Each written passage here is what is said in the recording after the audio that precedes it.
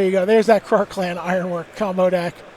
And, Mirror Retriever, a big part of this deck. But, we watched Matt work a Scrap Trawler with just engineered explosives and a Pyrite Spellbomb and just kind of keep these cards floating back and forth with a bunch of different things to get himself set up and to deal with all of his opponent's threats. Not something that's going to work out really well against the Tron deck. He doesn't have that ability to deal with a bunch of little creatures. He's got to deal with Wormcoil Engines. This is a tough matchup for Matt's deck, certainly. He wants to put the blinders up, assemble the combination of Scrap Trawler and Karn Ironworks, and then get Yuri dead as quickly as possible. Because once Yuri starts doing things like putting Karn Liberated onto the table and messing with Matt's lands and Matt's Scrap Trawlers with the Exile ability, it can be really, really difficult. And then obviously Yuri's sideboard is filled with stuff like Nature's Claims and Thought-Knot Seers that are really, really tough for Matt to beat. So tough matchup for Matt. Looks like he was on the play for Game 1 as a result of being the higher seed and Yuri Mulligan. So if he can steal Game 1, then he's got a real good shot. Wasn't Matt supposed to be the underdog in the semifinals too? That's right. Yeah, he just keeps proving people wrong. All right, well, we're going to get things off with a Chromatic Sphere here from Yuri Ramsey. I like most of his card choices very much. Yes. And there's a Mind Stone, followed by a Mox Opal, followed by an Ichor Wellspring. Just an explosive turn 2 here from Matt Nass. Yeah, you see Mox Opal just does some super degenerate things in Modern sometimes, especially when combined with Darksteel Citadel to turn on really early. So here we see the Sphere is getting sacrificed.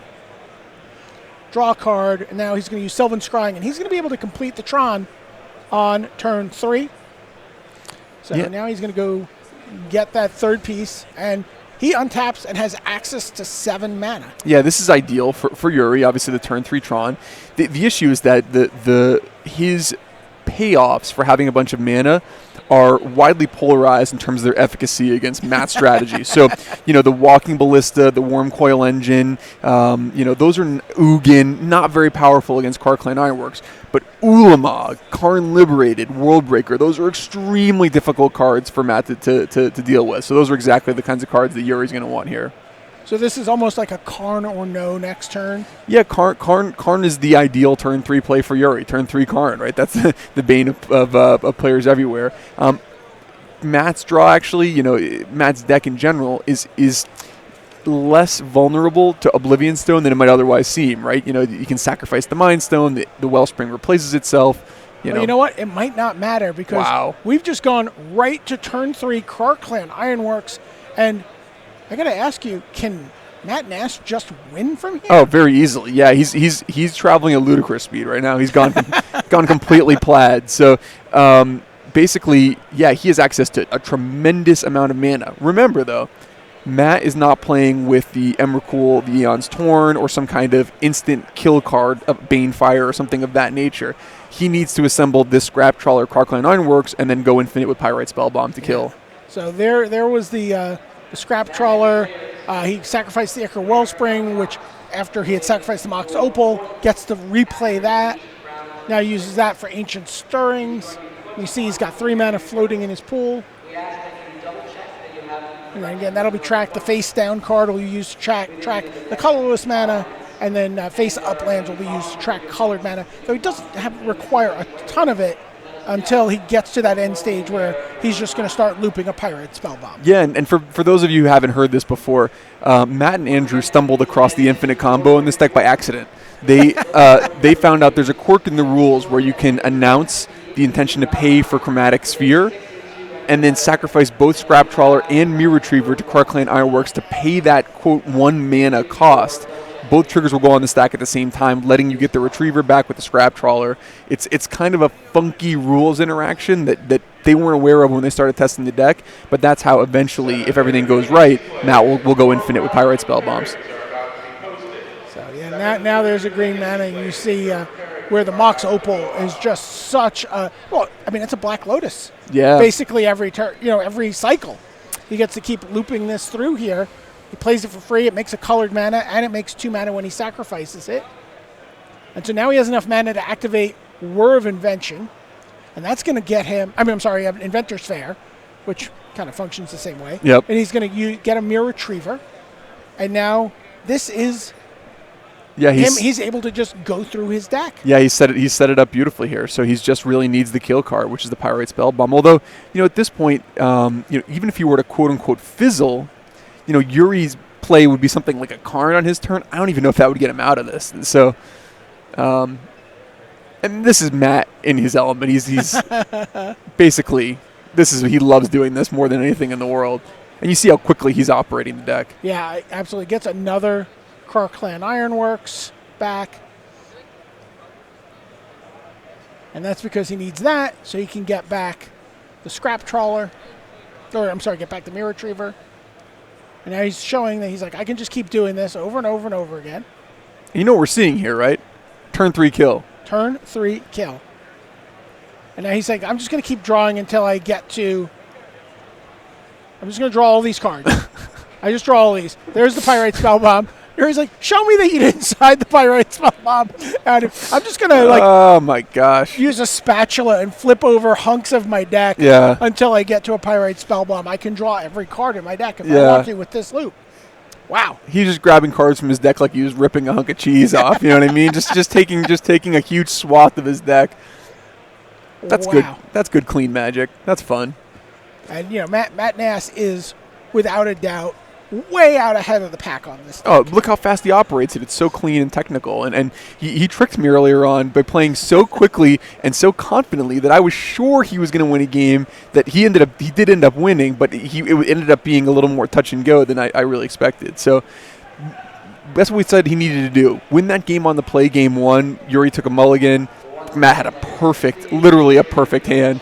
But Yuri might have had his perfect hand there. He was set up to deploy the full Tron on turn 3 of the game, probably play a Karn Liberator or some similar Lord trick. It doesn't really get faster than that for Yuri. Yuri gets the benefit post-sideboard here, bringing in two, as we mentioned before, 2 cards that are extremely strong against Matt's strategy. Thought-Knot Seer, which can disrupt Matt's strategy and provide a clock, as well as Nature's Claim, which is, for 1 mana, an instant way to disrupt the combo. But again, Matt is so experienced with this deck that he's aware of those cards like Nature's Claim, and often will set up redundancies, and so it's really tricky to get that timing just right with a card like Nature's Claim. Absolutely, and Matt's been fighting through Stony Silences and Rest in Pieces all weekend, so certainly a naturalize effect is not something that's going to cause him any pause. From Matt's perspective, a lot for him is kind of doing the same thing. He may bring in his own Nature's Claims to try to disrupt what Yuri's doing, maybe try to catch an Oblivion Stone napping, but quite frankly, he may not sideboard at all. He may just say, let me put the blinders up and see if I can get another one of those turn 3 kills. Right, now 4 Nature's Claims in Matt's sideboard, but I think Gearport Ethergrid is the card maybe that Yuri was asking about. It's not a card you see a lot in, fair modern decks. Yeah, and not the kind of card do you think that Matt is going to want in this kind of a strategy. Sure, but I think Yuri was just like, make sure this is not something I need to be thinking about. Yep. Gearport Ethergrid. Or possibly even Defense Grid. That's another card that is, absolutely, fairly obscure, but not a card that you're going to put in this situation. Gearport Ethergrid, I think, made its debut at the World Championships, I want to say 4 years ago when Sam Black and I played in the sideboard of Affinity as a way to get around Stony Silence. We actually had copied it off of someone's Magic Online list, but that was the first time it had debuted. AKA you invented it. That's right. Yeah. Yeah, that was the World Championship that Seth Manfield won. Correct. Seth Manfield beat Owen Turtenwald in the finals. Yeah, one of the great, most memorable finals at the World Championship. And one of the great all-time performances in Magic tournament history with Seth Manfield completely dominating the tournament. Yeah, Seth Manfield still on the ballot for the Hall of Fame from last year. Yep, that's coming up again. So make sure to get your Twitter block lists ready. What you have a thread like MTG HOF that you just mute, or I probably follow about the least amount of people of anyone I try to unfollow people more than I follow them. I think I'm down to about 59 people I follow on Twitter. I have to ask. I believe I do follow you. Okay. Yeah, I believe I do. I'm really funny. Yes. Yeah, no, I'm not, but but I take a lot of swings. Yep. No, that's the key. Volume punching is my strategy as well, and sometimes you miss, but if you land a good one, it makes all those misses worthwhile. All right, so Yuri's going to be on the play, and he is going to be packing some sideboard heat here. Yeah, and the probably the best part is that he gets to take out a lot of these cards like Ugin and Walking Ballista that are just so impotent against Matt's strategies. So he'll be able to have a really kind of streamlined deck, and we see probably his best card in his opening hand in Ulamog, although I don't know if he has the right mix of lands. Now, let me ask you, is a card like Thragtusk, some of you talked about that need, that there's a lot of cards he wants to get out. You talked about that need for a clock. Yeah. Is Thragtusk something you see coming in? I think it's too bad. I think Yeah. you know, the fact that he can never, ever cast it before turn 4, you know, at that point you're tapping out. The 5 life is completely irrelevant. Matt doesn't really care. He's not going to try to remove it. I don't think that's the right approach. You know, it's in you know, obviously sharp distinction with Thought-Knot Seer, which on turn 4 is just, it can kind of does it all. It's a clock, and it also is disruption. Right. So we've got to hope that Yuri comes up with a playable hand here. It would be a shame if you know, back-to-back mulligans kind of sunk his ship. All right, looks like he's got some stuff to work with Yeah, here, including a Nature's Claim. And multiple Tron pieces, so certainly a hand he'll be keeping. Does he have all the Tron pieces? He may have the whole Tron. That's how you draw it up, right? Yes. And Tron is a deck, you know, one of the things that we talk about a lot in Modern, does a deck mulligan well or not? Burn mulligans really poorly because it has to assemble a critical mass of burn spells. Tron mulligans really, really well because all you really need is Tron and then anything to go with it. And everything is somewhat redundant. Yeah. So there's that Ancient Stirrings eye roll we talked about earlier. Yeah. Oh, no! He's got the Ancient Stirrings. It's not a Thoughtseize, but can you break Modern down to Thoughtseize decks versus Ancient Stirrings decks yet? Not quite. I mean, it's obviously you have decks like Humans and then Humans that totally breaks the paradigm. So Modern's in a great space right now from a deck diversity and strategy diversity standpoint. So anyone who predicted a Kark Clan Ironworks Tron finals would be lying. I do love also that you know, again, this is not a necessarily specifically super tuned for this specific moment choice by Yuri Ramsey. Again, this is his very beloved Tron deck. This is a deck he's been playing since Modern became a format. And you know what he has in his hand that's my favorite card in his entire deck, and maybe my favorite card I've seen all weekend? Urza's Factory. I haven't seen Urza's Factory in play in a long time, but I love that card. Okay, Ichor Wellspring and a Mox Opal, format Nass. And Matt, importantly, does not have a third artifact. So that Mox Opal is not producing any mana, and Yuri is going to have kind of a clean turn here to drop one of his kind of haymakers, and he really needs to take advantage of it. Here's Expedition Map getting activated at the end of turn 2. So he is going to get to untap on turn 3 this time. Did not have that option in game 1. Was that Karn? Did he just draw Karn? He's got the complete... Looks like he just did... Tron, wow. And Karn is liberated and on the battlefield. And what do you do here? What do you take away? I'm going right after a land. Opals could be redundant, but a land we know for sure is going to set him back a mana. There you see Karn Liberty. He's actually going to get rid of the Ichor Wellspring. Okay.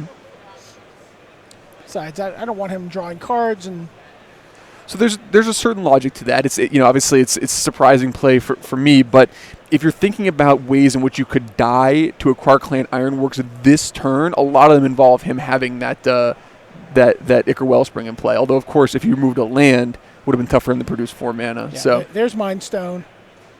Taps Buried Ruin, plays Terrarian. And now Karn is going to have to start attacking the hand of Matt Nass. He's got another Tron piece. Still, Yuri in a great spot. I mean, no doubt about it. He's going to get another Karn activation, whether he pluses or minuses it this turn. So he's still in the driver's seat. But Matt certainly has been able to deploy plenty of his rocks to the table. We might see a World Breaker this turn. Oh wow.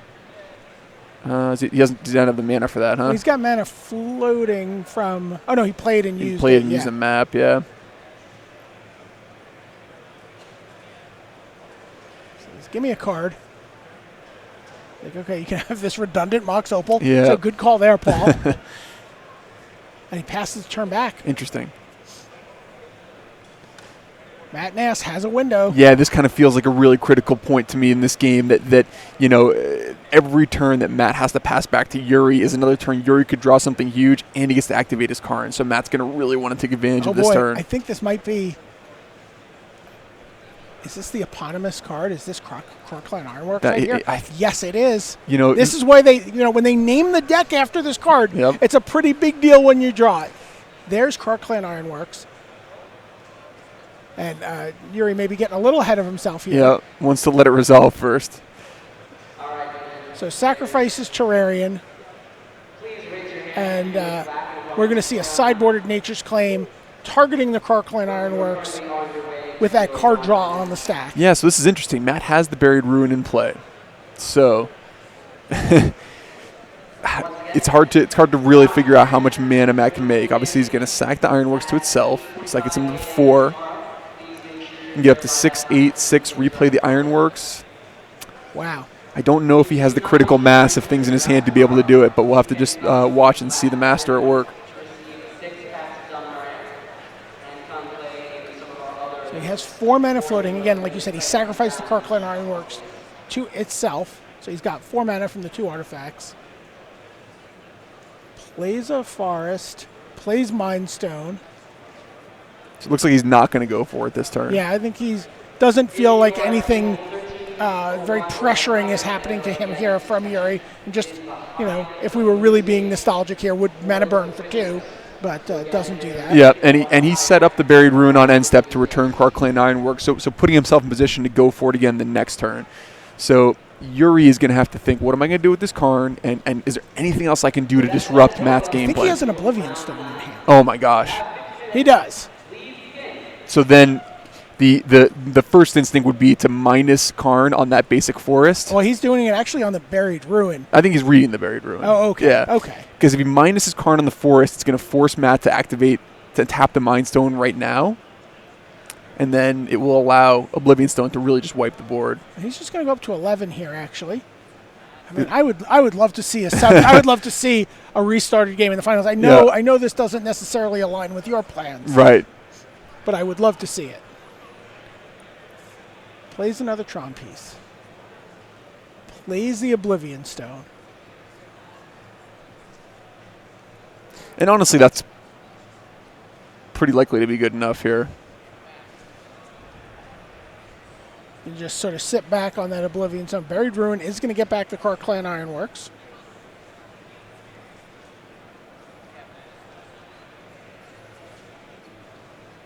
So you're in a tough spot here. You could crack this Oblivion Stone now and leave Matt with basically nothing, but it would take out Yuri's own Karn Liberated. Right. So does he have time to put a fate counter on Karn? he may. I mean, Matt's going to try to push the issue right now. So we've seen Yuri really value, Karn's loyalty and going after things like Ichor Wellspring as opposed to going after Matt's lands. So, I'm not exactly sure what Yuri's kind of long-term plan is, whether he does want to try to go to something like the Ultimate.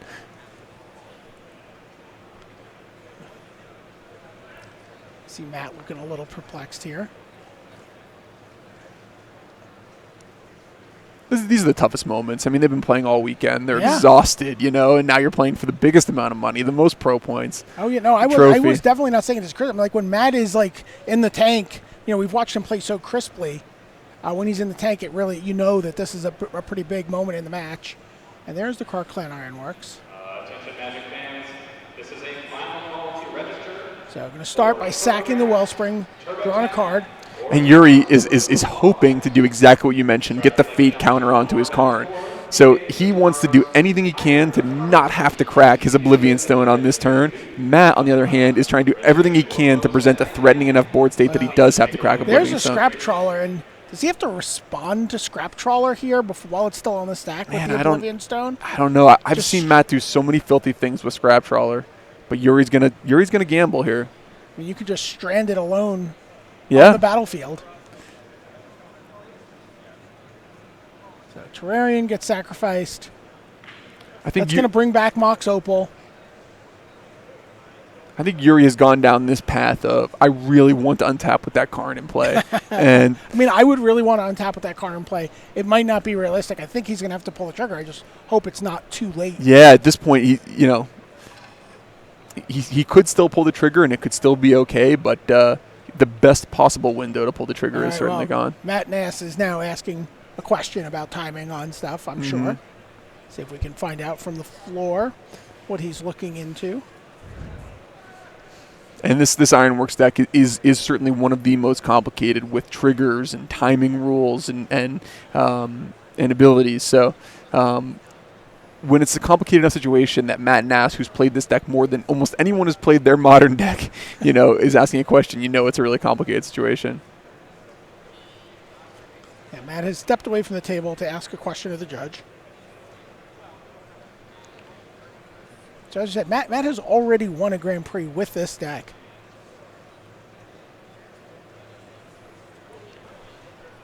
And I'm seeing if I can get a little bit of clarity on what he's asking about. I imagine it has to do with the timing here. Yeah, the only timing that I see is the Scrap Trawler triggered ability. I mean, sometimes is there any value in asking a question of a judge and planting a seed of doubt in your opponent's mind about, possibly. Some arcane rules thing that they might not know about? Matt Nass certainly has that equity to, have seen some angle that other people might not have seen. Yeah, and for the players, if you're watching at home, Matt stepped just a little bit off camera, but we have access to the head judge of the tournament here. So he's asking if he can overpay colorless mana for a spell that requires only colored mana. I'm not sure I understand this, Paul Reitzel. So he wants to announce a spell, and for example, Ancient Stirrings, and then as part of the paying for the spell, sacrifice some of his artifacts to Clan Ironworks. Right, so, and you're right. He's looking to cast Nature's Claim. Okay, it's Nature's Claim. And overpay by sacrificing artifacts. Right. And this dovetails with what we discussed earlier in terms of them stumbling upon the being able to pay for the cost of sacrificing Chromatic Sphere by sacrificing Mirror Retriever and Scrap Trawler to pay the cost. That is something that is legal. I don't know if this... I actually don't know the ruling interaction. And we see on camera right now the head judge of the tournament is going to... it's got his phone, yeah. Yeah, to look up the appropriate ruling. So, Yeah, not over... Right. Yeah.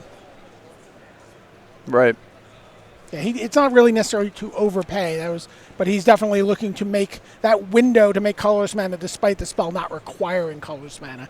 We'll see if we can find out what the resolution of that question was. He's back at the table here. What a fascinating game. That's what Matt Nass does. Yep, and Yuri's just sitting there saying, please, don't make me sacrifice my Oblivion Stone.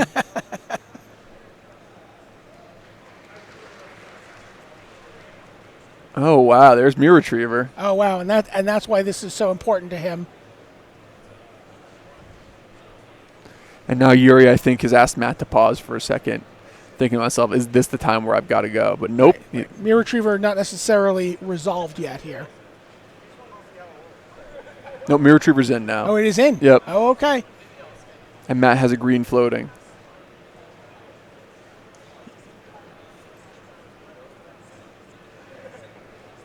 So he sacrifices, gets Terrarion, but he's just making a loop here with Terrarians and Mox Opal.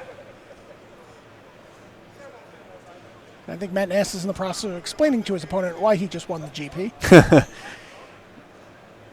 Okay, so now it's time, he says. Okay.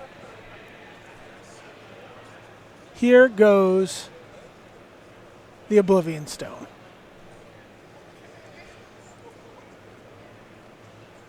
So Matt Nass has a green in his pool.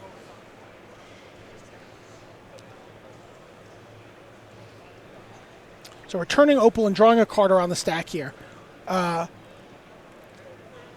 He asked if while casting spell he can use the window to activate mana abilities that create colorless mana even if the spell he's casting doesn't require colorless, and the answer is yes. Okay.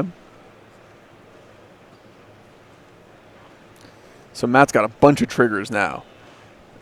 And he's going to basically be able to get back Mirror Retriever, Scrap Trawler, Karn Ironworks. Just everything just comes back. Yeah, and he still has plenty of mana. Opal. So I think Yuri maybe might have waited a little bit too long to pull the trigger on that Oblivion Stone. Wow, look at this. This is just absurd. There's the Karn Ironworks. And he can just do this all again. Is Matt Nass about to win the Grand Prix? I think Matt Nass is about to win the Grand Prix. Through an Oblivion Stone. Yeah. Through an active Karn and an Oblivion Stone. A Karn that was played on turn 3 and activated 3 times on the play. So next time you're sitting at home crying about a turn 3 Karn, just remember to pack your Mirror Retrievers. Wow, look at this. And now he's just able to rinse and repeat this over and over again. He's having so much fun, too. I would be having more fun if I could honestly follow exactly what he was doing, but he just goes so fast. I mean, basically what he's doing is every time he goes through the cycle, he's drawing a card. He's making mana. You know, the Mox Opal is just a Black Lotus with buyback. Yeah, and Yuri's decision this game have not worked out for him. But you could see the logic for all the decisions that he made, and certainly, you know, playing against this Karn Ironworks deck is a task. I mean, it is mentally mentally taxing and extremely complex, and knowing the right timing to use your interaction is hard. It's not easy. Well, again, Matt Nass, who's played this deck more than anybody, had to go and talk to the judge to just clarify some new sort of corner situation of this deck. And, how can you be expected to know exactly what you're supposed to do against it if you haven't played enough? This is just a master class from a great deck builder and someone who's a technically excellent player as well. It's a pretty fiendish combination. Yeah, and I'm happy for him. Great run for Yuri Ramsey, and congratulations to him on the $5,000. I think a lifetime pro point increase of about 600%, and getting all of his cards signed by some of his favorite artists. Yeah, again, that was his primary motivation for coming to Vegas, and now he's qualified for the Pro Tour. Wow, yeah. Long flight from Australia to I think Atlanta, or I'm not sure exactly which Pro Tour it'll be. But all right, there's the Spell Bomb. He's going to extend the hand, and Matt Nass has Karn Ironworked his way to another Grand Prix trophy, just coasting through this tournament. And when I say coasting, I mean navigating a field of turn 3 Karns, Stony Silences, Rest in Pieces, many Nature's Claims, and throughout this 2 days to get here. So doing it uphill. Yeah, I mean, when you think about the finals, Game 1, Matt Nass killed Yuri on turn 3. In Game 2, Yuri had a turn 3 Karn, activated it 3 times, and played an Oblivion Stone. Matt Nass brushed that right off of his shoulder. He said, no problem. My deck has no problem with that. Knowing all the timing intricacies, he may be inventing new rules for Magic for all I know. I honestly can't exactly follow it, but it's super impressive to watch, and he's the puppet master with this Karn Ironworks deck. You just have to give him all the credit in the world. There you see him getting his photo taken. We're going to get a chance to hear from Matt Nass shortly after Mark Calderaro finishes monopolizing him. And he's ready to dunk a basketball too right now, so he's good to go. So wow, yeah, they're going to get him set up. That was just amazing. Matt Nass has been a combo player for as long as we've seen him. There's all sorts of Rally the Ancestors decks, Hardened Scales decks. And he played that Elf deck going back to his first Grand Prix win, which has got to be 2011. Oh man, it was a long time ago. Yeah. I think it was before San Francisco, the week before San Francisco Worlds, but maybe not. It might even be further back. Yeah. One of that combination of being a deck builder, tuner, and technical player has led him down the road to some really complex decks that maybe don't end up looking as dangerous out in the world without him piloting them. Let's hear from Matt Nass a little bit. Matt, congratulations. Brian David Marshall here with Hall of Famer Paul Rietzel. We just got a chance to watch you play. Pretty crazy. Tell us about that last sequence where you stepped away from the table to talk to the judge. Oh, yeah. So that was a really interesting thing that I've never had come up before with the deck. despite playing it quite a bit. What I was trying to figure out is one thing that you can do when you're playing around removal, in this case O-Stone, but I also thought he might have Nature's Claim or Spatial Contortion, is you can sometimes sacrifice things simultaneously so that if they have a removal, they can't interrupt your Scrap Trawler. But you can only do that when you have an opportunity to pay mana abilities. So that would be like playing a spell or activating the ability of a Chromatic Sphere or Chromatic Star. But the thing I wasn't sure about is, because Ironworks only makes colorless mana, I wasn't sure how it would work if I wanted to do it like Nature's Claim my opponent's O-Stone and overpay for that with Karn Ironworks activations. I wasn't sure if you were allowed to make colorless when paying for a purely colored spell. I could tell you that when we were in the chat here trying to figure out what's going on, Judge doesn't like that word overpay. I can tell you that. Yes, overpay was not the right word, but that's just kind of, yeah. Are you allowed to use colorless mana abilities when playing for a spell that has entirely colored mana in its cost? And the answer was yes. The answer was yes. I didn't really end up doing it. Okay. Because what I decided was that when he popped O-Stone, I actually wanted to just have everything in play, since I had plenty of mana anyway. And if Miraretriever, Scrap Trawler, and Ironworks die simultaneously, as you saw, you get them all back plus a 1-drop. Right. Yeah. Matt, congratulations. I think Paul Rietzel here. I think that what you've shown this weekend and throughout your whole experience playing Karn Ironworks is that perfect combination of the brilliant creative mind for the combo deck with just pure hard work. I mean, you and Andrew Beckstrom are just out there grinding matches and refining and perfecting the deck, both in terms of the list and the play. Is this your favorite deck that you've ever played, and what do you like so much about Karn Ironworks? Yeah, thanks, Paul. A lot of hard work went into this deck. Shaheen Sarani had the original list from the Pro Tour, and then me, Andrew Beckstrom, Sam Pardee, and Ben Weitz all worked really hard, playing a lot of Magic Online, and put the deck in a pretty good place for Grand Prix Phoenix. Then once humans got popular, we figured out that we just wanted burn spells for that matchup, got the deck even tighter, and then the rest is history. That's funny you mentioned that Shaheen Sarani list. That list, original list, looked a lot closer to what Eli Cassis was playing also in the top 8. Yeah, Eli and Shaheen are good friends, and I believe they work together on this. How does the deck evolve from that Emrakul? It seemed we saw an Emrakul, just resolve pretty early in the game. It seemed great. Yeah. How do you make that decision to move towards this much more fiddly, complicated version of the deck? I'm always a believer in the sleekest win conditions possible, and Pyrite Spellbomb is just a card that, you're playing a lot of eggs anyway, and as eggs go, it costs an extra mana to activate, so it's not the best. But for your win condition to be comparable to the cards that you'd be playing anyway is just so powerful. Also, it's just an all-star against humans. Now, I got to ask you, what are you going to do tomorrow? Are you going to try to qualify for this beta draft? I was thinking about taking a day in Vegas, going to some buffets and stuff like that, but the beta draft is really tempting. It looks like an awesome event. There's already a ton of great players in it, and so I am pretty tempted to participate. Matt, don't leave the whole $10,000 on the tables, okay? Take at least some of it home. All right, I'll do my best. All right, Matt Nass, congratulations. You're our Grand Prix Las Vegas champion. The first of 2 we're going to crown this weekend. Tomorrow we're going to see a limited champion. Matt, enjoy whatever you end up doing tomorrow. Good luck and have fun. Thanks. All right, so that's it here for Grand Prix Las Vegas. Brian David Marshall, Paul Rietzel. We had Luis Scott Vargas and Gabby Spartz. We're going to all be back tomorrow, and we're going to be doing draft. Yes, booster draft. I love it. I love watching Modern, but for me personally, when I'm watching a stream, I love to watch a good booster draft. And I've just been looking at some of the table to my right, and it's going to be some stacked pods going into tomorrow. Yeah, we're going to get to watch multiple drafts through each of the stages along the way, but also we are going to get to watch that aforementioned beta booster draft. Beta Rochester draft. Awesome. Which is different. That means we get to see all 24 packs opened in sequence, laid out on the table, get the white glove treatment. It's going to be amazing. And, we could see anything open. These are packs that are actually out of a box.